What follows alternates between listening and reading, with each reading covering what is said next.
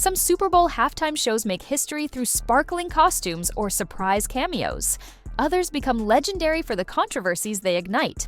Kendrick Lamar's recent performance fell squarely in the second category. Instead of delivering a routine medley of greatest hits, he took the world's biggest stage to wage a lyrical war, laying out accusations so inflammatory they rattled the entire hip-hop community. But was this a career-defining triumph or a high-stakes gamble that could topple music's reigning giants? Kendrick Lamar isn't the kind of rapper who merely entertains. He confronts, provokes, and dismantles.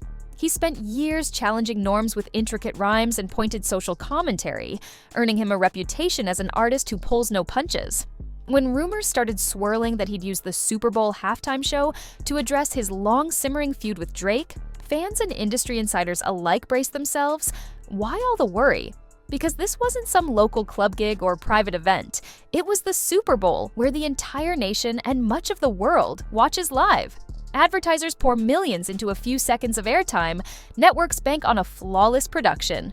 One wrong move, and you're dealing with legal entanglements, brand backlash, and a barrage of headlines. Despite the risks, Kendrick remained unmoved. He had a message to deliver, and he didn't seem to care who got burned in the fallout. Behind the scenes, a storm was brewing. Some insiders whispered that the NFL's upper brass had gotten wind of potential lyrical bombs. Lawyers started combing through Kendrick's setlist, desperate to spot any lines that could spark public outrage. Or worse, lawsuits. The tension was thick enough to cut with a knife. In the days leading up to the show, rumors flew. Drake's team was on high alert, bracing for the possibility of a major diss going viral in real time.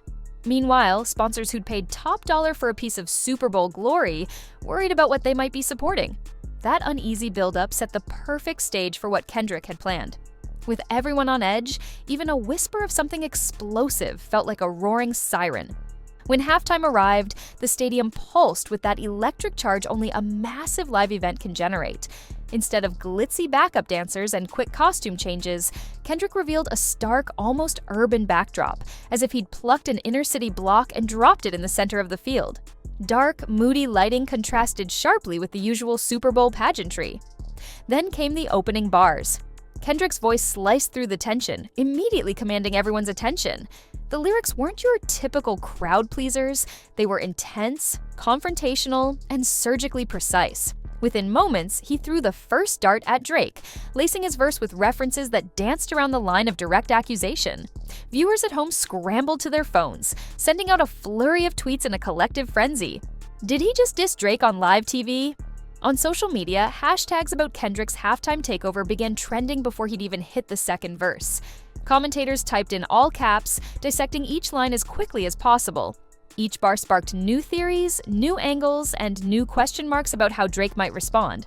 And then there was the line, the one that made everyone, fans, journalists, fellow rappers, lean forward in shock.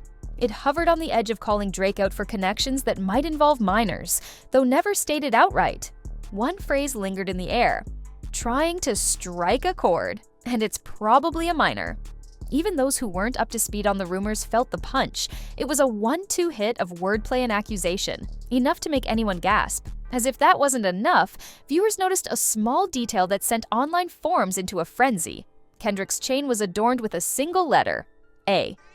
Conspiracy theories ignited instantly. Was it a reference to something deeper, or simply an aesthetic choice? What truly heightened the stakes was the near absence of the most scathing line from Kendrick's track, Not Like Us. Known for its references to a so-called certified pedophile, the verse had been rumored to take direct aim at Drake. Fans recognized its conspicuous omission and wondered whether Kendrick had finally bowed to legal threats or last-minute pressure from the NFL to dial it back. Regardless, enough was said, or implied, to leave the crowd stunned. The minute Kendrick wrapped up his performance, social media erupted like a digital volcano. Twitter, Instagram, TikTok, everything blew up with reaction videos, highlight clips, and passionate debates. On YouTube, reaction channels paused and replayed every suspicious line in slow motion, pointing out breath intakes and facial expressions like detectives on a high-profile case. Within hours, celebrities weighed in. Some famous names, typically neutral on rap beefs, publicly applauded Kendrick's fearlessness. They saw it as a cathartic moment, someone with enough influence to stand up and shout, "Consequences be DMN'd." Others condemned the move as reckless and petty, accusing Kendrick of hijacking a monumental platform to settle a personal score. Drake's team, meanwhile, was in full-blown damage control. Posts were deleted, PR statements were drafted, and rumor had it that Drake himself was blindsided while overseas. He was said to be preparing a counterattack, but no one knew exactly how or when it might land. The rap community braced for round two.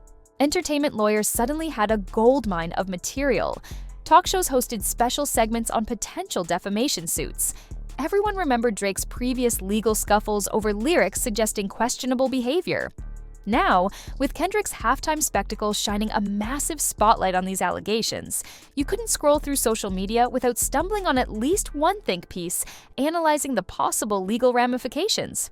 Brands that once touted their partnerships with Drake began issuing careful statements, emphasizing they were monitoring the situation. Endorsements hinge on public persona, and any whiff of scandal, even unproven, can scare away deep-pocketed corporations. Speculation ran rampant. Could Drake lose major sponsorship deals? Would radio stations quietly scale back on his music rotations to avoid controversy? Even Kendrick wasn't immune. By using the NFL's platform to potentially slander or defame another artist, he risked legal pushback. Though he'd skirted the most explicit lyrics, the insinuations were enough to rile Drake's most protective supporters. The tension was thick, and no one knew who would make the next move or pay the steepest price. Hip-hop feuds go back decades, shaping not just discographies, but entire careers. In the 90s, Tupac and Biggie's rivalry became a cultural phenomenon, overshadowing the music itself and spilling into tragic real-life events. Later feuds, like Jay-Z versus Nas, showcased the artistry of battle rap and how it can elevate hip-hop to new creative heights, or drag it into dangerous territory. Yet none of those legendary beefs ever had the Super Bowl as their battleground. This was uncharted territory, a platform with the largest captive audience in American television. The spectacle of seeing two rap titans clash under the bright lights of a family-friendly event was unprecedented. It suggested that if rap feuds were once niche wars fought on mixtapes and urban radio, now they had escalated into mainstream primetime showdowns. The stakes were unimaginable, and the entire industry seemed poised for a generational shift. In the days following that fateful halftime show, the hip-hop world found itself at a crossroads. Drake, typically quick to respond with a witty Instagram post or a surprise diss track, had gone radio silent. No statements, no cryptic tweets, nothing but deafening quiet. Fans couldn't decide whether this was a sign of wounded pride or a calculated move to let the storm pass. Meanwhile, Kendrick was basking in the aftermath, dropping hints in interviews about artistic expression and truths that needed to be told. His fanbase was in celebratory mode, praising him for using his moment to speak out. Critics, though, questioned whether his jabs skirted too close to slander, worrying this type of performance might open doors for more reckless accusations on national stages. As the culture dissected every angle, the question loomed: could Drake recover from this? His image had always been carefully curated, polished, relatable, even sensitive. Now he was under fire from fans who felt betrayed or disturbed by rumors swirling around him. Sponsors were getting jittery, and the media was on a feeding frenzy. If Drake came back with a track of his own, would it heal the wounds or pour more fuel on the fire? No matter how you sliced it, the story wasn't over. In fact, it felt like it was only just beginning. The ripples were extending beyond Drake and Kendrick, potentially shifting how rap feuds play out in the future. After all, if one performance could shake an empire, who knew what else might happen when the next artist decides to aim for the jugular on live TV? The Super Bowl halftime show might last only minutes, but the ripple effects can transform careers and rattle entire industries. Kendrick's no-holds-barred approach exposed raw nerves in the hip-hop world and left fans reeling from allegations that have yet to be proven or disproven. Drake's empire, once untouchable, suddenly looks vulnerable, and no one can say for certain what his next move will be. Is this the end of Drake's storied reign, or the spark that lights a raging comeback?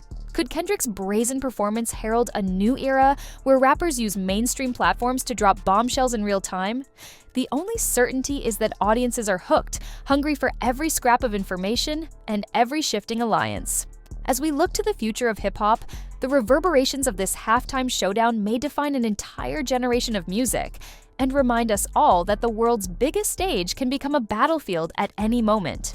Each viewer will have to decide whose side of the story they believe and which artist emerges unscathed. One thing's for sure, when lyrical warfare breaks out in front of millions, there's no going back. And that might just be the most shocking truth of them all.